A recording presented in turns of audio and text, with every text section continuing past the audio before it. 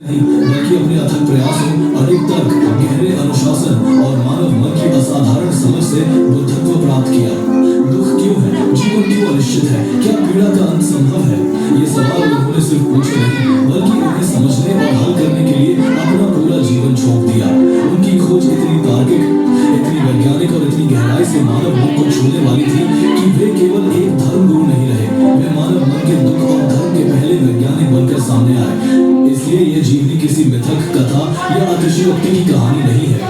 ये एक ऐसे मनुष्य की यात्रा है जिसने अपनी सीमाओं को तोड़ा, भ्रमों को पहचाना और मनुष्य के दुख के मुक्ति के मार्ग को दुनिया के सामने रखा। ये खोज आसान नहीं थी। 6 वर्षों तक वे जंगलों में भटके, कठोर तपस्या की, शरीर को भूख से लगभग नष्ट कर लिया और तब समझ आए कि सत्य न कठोर अतियों में है, न विलासिता में, सत्य है मध्यम मार्ग में। बोधि वृक्ष के नीचे उन्होंने अपने ही मन के मार, डर, मोह, लालच और भ्रम को परास्त किया और वही सिद्धार्थ बुद्ध बन गए। लेकिन कहानी यही खत्म नहीं होती। ये कहानी है सारनाथ में उनके पहले उपदेश की, धम्मचक्र का पहला पहिया घुमाने की और अंत में महापरिनिर्वाण की, उस शांत यात्रा की जिसने दुनिया को हमेशा के लिए बदल दिया। ये एक राजकुमार के बुद्ध बनने की संपूर्ण यात्रा है। आइए कहानी की शुरुआत वहीं से करते हैं जहां एक भविष्यवाणी ने इतिहास की दिशा बदल दी। हिमालय की तलहटी में एक छोटा समृद्ध गणराज्य था, शाक्यों का गणराज्य। राजधानी थी कपिलवस्तु। 563 ईसा पूर्व इन्हीं शाक्य संघ के राजा शुद्धोदन की पत्नी महामाया ने लुम्बिनी के वन में एक बालक को जन्म दिया। उनका नाम रखा गया सिद्धार्थ गौतम। कहते हैं बालक के जन्म के तुरंत बाद तपस्वी असित राजमहल आए। उन्होंने बालक के महापुरुष के 32 लक्षणों को पहचाना। बालक को देखकर असित पहले हंसे और फिर फूट फूट कर रोने लगे। राजा शुद्धोदन घबरा गए। असित ने कहा, राजन, मैं आपके पुत्र के नहीं, अपने दुर्भाग्य पर रो रहा हूँ। यह बालक साधारण नहीं है। इसके सामने सिर्फ 2 रास्ते हैं। या तो यह एक चक्रवर्ती सम्राट बनेगा जो पूरी धरती पर राज करेगा, या फिर यह घर बार त्याग कर एक श्रमण बनेगा और एक बुद्ध कहलाएगा जो दुनिया को दुख से मुक्ति का वह मार्ग दिखाएगा जो आज तक किसी ने नहीं खोजा। मैं हंसा। असित ने कहा, क्योंकि ये बालक निश्चित रूप से बुद्ध बनेगा। और मैं रोया क्योंकि मैं असित इतना बूढ़ा हो चुका हूँ कि इस परम ज्ञान को सुनने के लिए जिंदा नहीं रहूंगा। राजा शुद्धोदन को एक बुद्ध नहीं चाहिए था, उन्हें एक चक्रवर्ती सम्राट चाहिए था। वो भविष्यवाणी उनके लिए वरदान नहीं, एक खतरा थी। और उन्होंने फैसला किया कि वे नियति को धोखा देंगे। तपस्वी असित ने कहा था कि सिद्धार्थ दुहक को देखकर विरक्त होंगे। राजा शुद्धोदन ने एक अटल निर्णय लिया था कि राजकुमार सिद्धार्थ के जीवन में दुख शब्द का भी प्रवेश नहीं होगा। वह जानते थे कि ज्योतिषियों की भविष्यवाणी सत्य होगा। वो एक महान राजा बनेगा या एक महान सन्यासी। राजा ने सत्ता को चुना और उसी क्षण से उस सोने के पिंजरे का निर्माण शुरू हुआ। सिद्धार्थ का संपूर्ण बचपन और यौवन विलासिता की पराकाष्ठा था। हर पल को इस तरह से गढ़ा गया कि वो केवल सुख और सौंदर्य का ही अनुभव करे। उनके लिए 3 धतुओं, ग्रीष्म, वर्षा और शीत के हिसाब से 3 अलग अलग भव्य महल बनवाए गए जो हर मौसम में सर्वोच्च सुख सुविधाएं प्रदान करते थे। उनका जीवन संगीत, नृत्य, सबसे सुंदरियों और हर प्रकार के अतिशय भोग विलास से भर दिया गया। महल की दीवारें दुहक की आहट को भीतर नहीं आने देती थी, वे केवल जीवन के जयकारों को ही गूंजने देती थी। शुद्धोदन का एक ही कठोर आदेश था जिसे हर सेवक ने एक अटल नियम मान लिया था। सिद्धार्थ की नजरों के सामने दुख का कोई भी दृश्य या छाया नहीं आनी चाहिए। यह एक ऐसा सुरक्षा घेरा था जो काल की हर वास्तविकता को महल के बाहर ही रोक देना। राज्य के हर बूढ़े सेवक को तुरंत हटा दिया गया। हर बीमार या दुर्बल व्यक्ति को दूर रखा गया। यहाँ तक कि एक मुरझाता हुआ पुष्प भी तुरंत उनके कक्ष से हटा दिया जाता था ताकि राजकुमार की आंखें क्षय की एक भी झलक न देख पाए। शुद्धोदन ने सिद्धार्थ के लिए एक वैकल्पिक यथार्थ की रचना की थी जहां सिर्फ सुख, यौवन और जीवन की चिरंतनता ही एकमात्र वास्तविकता थी। इस सुनहरे कारावास को और पुख्ता करने के लिए 16 वर्ष की आयु में उनका विवाह राजकुमारी यशोधरा से हुआ। उनका वैवाहिक जीवन अत्यंत सुखी था। वे सौंदर्य और प्रेम की चरम सीमा पर स्थित थे। राजा शुद्धोदन ने अनायास ही उन्हें दुहक का नहीं बल्कि सुख की अति का अनुभव करा दिया। उन्होंने अनजाने में तृप्ति की सीमा दिखा दी जिसके पार जाने पर केवल विरक्ति ही बचती है। और यही शुद्धोदन की सबसे बड़ी भूल साबित हुई। जिस गहरे सत्य को दीवारों के बाहर रखा गया था वो अब सिद्धार्थ के भीतर एक तीक्ष्ण प्रश्न बनकर सुलग रहा था। वे अपनी पत्नी की निष्कपट सुंदरता में भी एक अधूरापन देखते थे। वे उस अतिशय सुख से विरक्त हो रहे थे जो उन्हें जबरन परोसे गए भोजन की तरह दिया जा रहा था। उनका तर्कशील मन हर रात सवाल करता, ये उत्सव, ये यौवन क्या स्थायी है? क्या इसके बाद कोई और सत्य नहीं है? एक बुद्धिमान मन अस्थायी झूठ में ज्यादा देर तक संतुष्ट नहीं रह सकता। लगभग 29 वर्ष की आयु में उन्होंने अपने सारथी चंद के साथ महल के बाहर की वास्तविक दुनिया देखने का दृढ़ आग्रह किया। राजा ने भारी मन से मजबूरन आज्ञा दी। उन्हें अभी भी यह भ्रम था कि वे इस भ्रमण को भी नियंत्रित कर लेंगे। उन्होंने तत्काल आदेश दिया कि पूरे नगर को भव्य रूप से सजा दिया जाए और केवल युवा, स्वस्थ व उत्सव मनाते हुए लोग ही राजकुमार को दिखे। उन्होंने अंतिम प्रयास के तौर पर सत्य की राह में एक और भ्रम की दीवार खड़ी कर दी, लेकिन राजा के नियंत्रण की सीमा नगर के द्वार तक थी।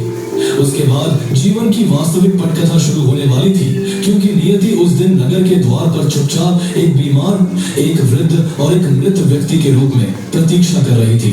यहीं पर सिद्धार्थ के जीवन के उन 4 महान दृश्यों का मंचन हुआ जिन्होंने इतिहास बदल दिया। पहली बार जब वे नगर में निकले, उनकी नजर एक बूढ़े आदमी पर पड़ी। कमर झुकी हुई, बाल सफेद, चेहरे पर झुर्रियां, लाठी के सहारे कांपता हुआ सिद्धार्थ, जिन्होंने अपने 29 वर्षों के जीवन में सिर्फ युवा शरीर देखे थे, वे इस आकृति को देखकर सिहर गए। उन्होंने अपने सारथी चंद से पूछा। चंद ने भारी मन से कहा, राजकुमार, ये एक बूढ़ा आदमी है, इसे जरा यानी बुढ़ापा कहते हैं। सिद्धार्थ चौंक गए। तो क्या मैं भी बूढ़ा हो जाऊंगा? क्या यशोधरा भी बूढ़ी हो जाएगी? चंद ने कहा, हाँ राजकुमार, ये सबका सत्य है, कोई इससे बच नहीं सकता। सिद्धार्थ का रथ वहीं रुक गया। उनके जीवन का पहला और सबसे बड़ा झूठ पकड़ा गया था। कुछ समय बाद वे दोबारा बाहर निकले। इस बार उनकी नजर एक रोगी पर पड़ी जो सड़क किनारे गंदगी में पड़ा था। उसका शरीर घावों से भरा था और वह दर्द से कराह रहा था। चंद ने कहा, राजकुमार, ये व्याधि यानी रोग है। हमारा ये सुंदर शरीर व्याधियों का घर है। कोई भी कभी भी बीमार पड़ सकता है। तीसरी बार उन्होंने जो देखा उसने उन्हें भीतर तक तोड़ दिया। उन्होंने एक मृत शरीर को अर्थी पर ले जाते देखा। चंद ने कहा, राजकुमार, ये मृत्यु है, ये परम सत्य है। जो जन्मा है वो एक दिन मरेगा। आपकी शक्ति, आपका धन, आपका यौवन, सब यही रह जाएगा। ये 3 दृश्य सिद्धार्थ गौतम के दर्शन का आधार बने।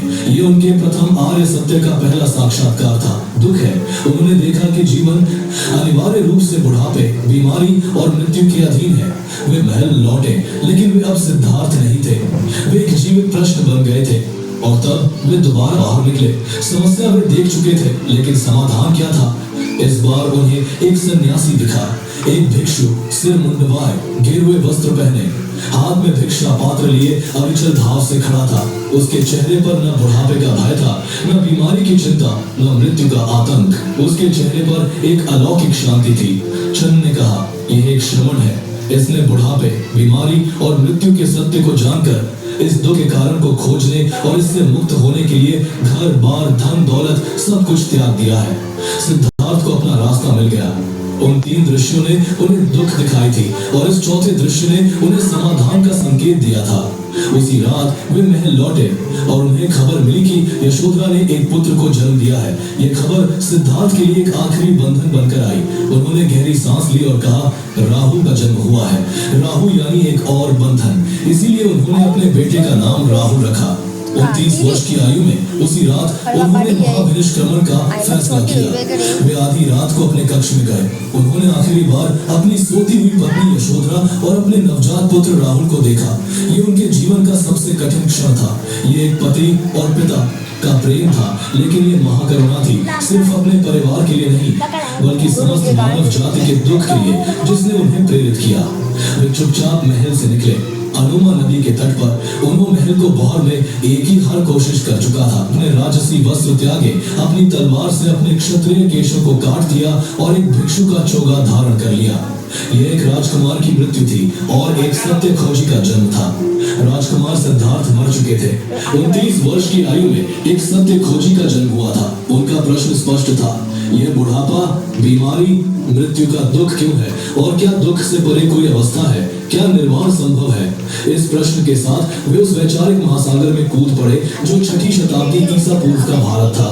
मुक्ति पाने के लिए उस समय 2 ही मुख्य राजमार्ग प्रचलित थे। पहला मार्ग था ध्यान या ज्ञान योग का, मुक्ति मन को साधने से मिलेगी।